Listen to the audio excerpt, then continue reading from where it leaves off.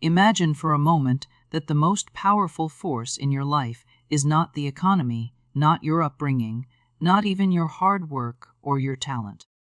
The most powerful force is something that never sleeps, something that listens carefully to every word you speak, every thought you repeat, and every belief you hold tightly in your heart. Florence Scovel Shinn, the great spiritual teacher of the early 20th century, called it the subconscious mind, and she revealed one astonishing truth that many people still don't fully understand. Your subconscious obeys one law. It obeys without exception, without argument, and without delay. Whatever you give it, it accepts. And whatever it accepts, it begins to create in your reality. Think of your subconscious as fertile soil. Whatever seed you plant in it will grow. If you plant weeds of fear, doubt, limitation, and self-criticism, that is what will bloom in your life. But if you plant seeds of faith, confidence, expectancy, and gratitude, then your harvest will be abundance, joy, and miracles. The subconscious does not choose the seed for you. It simply obeys the law of growth. It does not ask, "Did you mean that?" or "Are you joking?" It takes everything literally. That is why Florence said, "Your word is your wand." Every word you speak is a command to this silent but obedient servant. Now think back to the last time you spoke negatively about yourself. Maybe you said, "I'll never be successful." Maybe you told someone, "I'm always broke." Maybe you sighed and muttered, "Nothing good ever happens to me." You might have thought you were just expressing frustration. But to your subconscious, you were giving a direct instruction, and because it never argues, it immediately set to work arranging your outer world to reflect that inner command. Florence Scovel shared countless stories of men and women who unknowingly cursed themselves with careless words.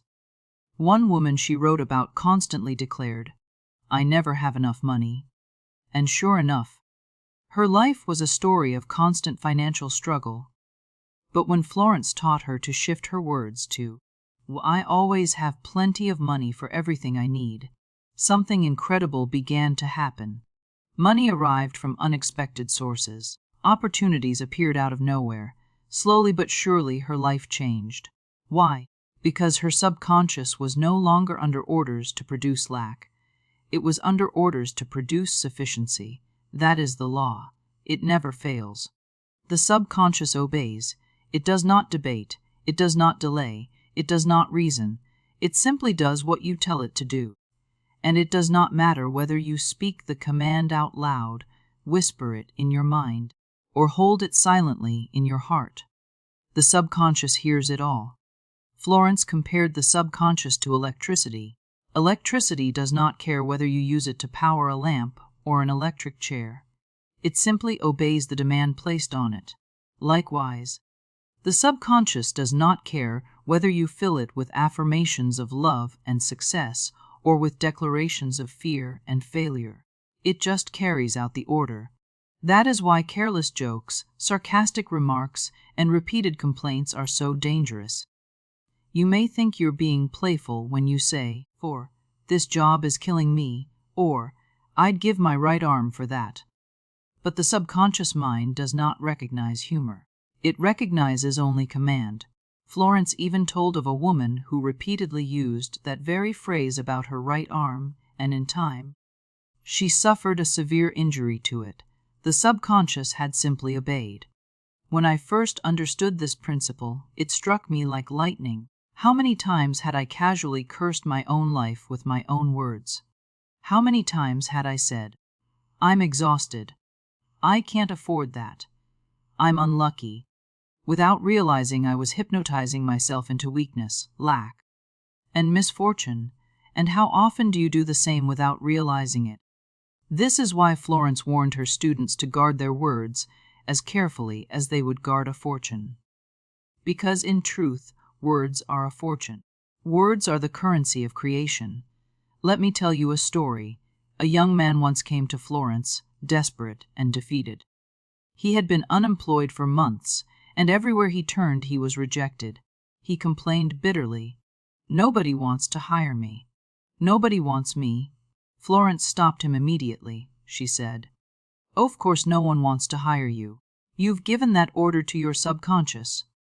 Change your words, and you will change your life."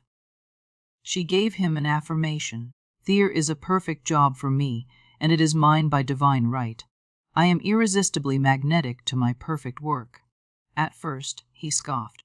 It felt ridiculous to say those words when his reality looked the opposite. But she urged him to persist. Day after day, he repeated those words. And then, almost miraculously, he received a phone call offering him a position that matched his skills exactly, paid him more than any previous job, and felt like a perfect fit. That was not coincidence. That was the subconscious, finally free to obey a new, life-giving command. Modern science now confirms what Florence taught a century ago.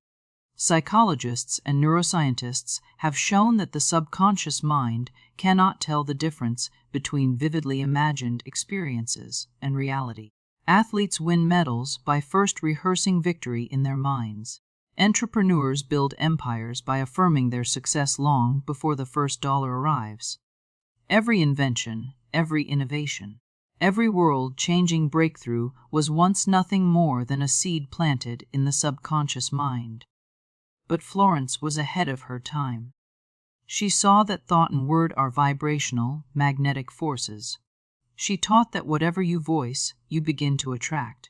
And that is why she insisted on speaking words of faith rather than fear, of abundance rather than lack, of love rather than bitterness.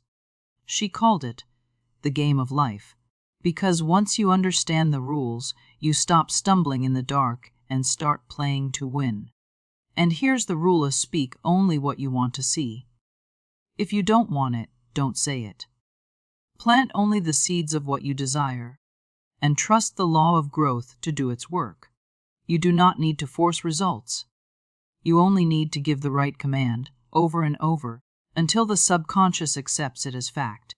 Then, in ways you cannot predict, circumstances will shift, doors will open, and what seemed impossible will become inevitable. So let me ask you right now, what commands have you been giving your subconscious? What seeds have you been planting? Have you been repeating words of defeat, fear, and lack? Have you been hypnotizing yourself into a smaller life than the one you deserve? Or are you boldly declaring words of victory, faith, and abundance? If your life feels stuck, if your circumstances feel heavy, do not waste time blaming the world outside. Do not blame the government, the economy, your boss, or even your upbringing. Look instead to the words you have been speaking and the beliefs you have been repeating. That is where the true cause lies. And that is where the solution begins. Starting today, for the next 7 days, I challenge you to transform your language. Refuse to speak a single negative word about yourself, your money, your health, or your relationships. If you catch yourself saying, "I can't," immediately stop and replace it with, "I can and I will." If you catch yourself saying, "I'm always broke," replace it with, "I always have more than enough." If you catch yourself complaining, turn the complaint into a declaration of gratitude or expectancy. Do this for 7 days and watch what happens. Watch how your mood lifts, how your energy rises, how opportunities suddenly appear, how synchronicities unfold.